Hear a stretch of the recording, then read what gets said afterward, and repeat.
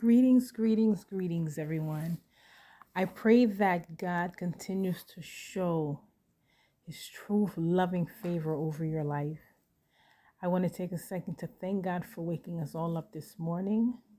Thank you for all the ways He just watches over us and keeps us safe, the ways that our ministering angels take charge over us.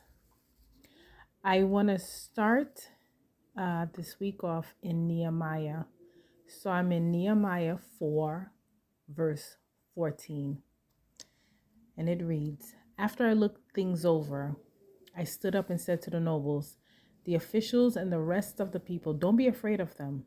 Remember the Lord, who is great and awesome, and fight for your families, your sons and your daughters, your wives and your homes."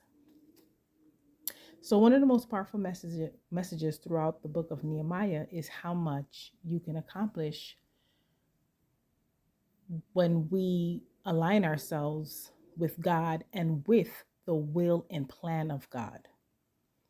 So Nehemiah and his followers do what seems to be the impossible because they are doing what God has called them to do. You don't have to rebuild a wall to do the will of God.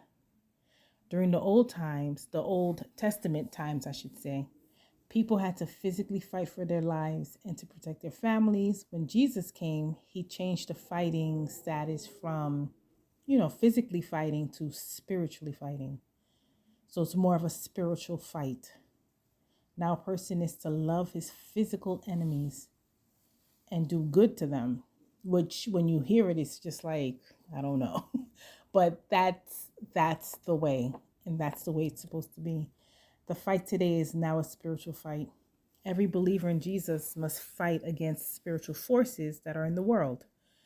These forces are the forces of greed, theft, lust, hatred, jealousy, violence.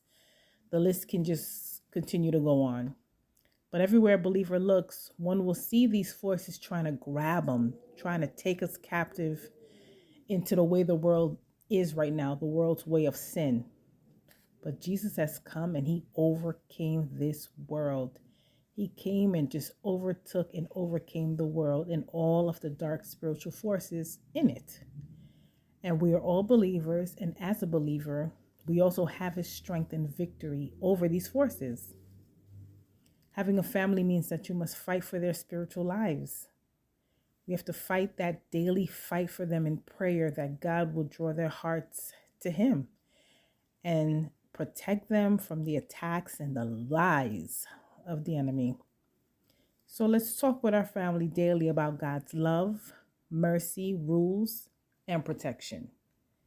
Take care. Be blessed.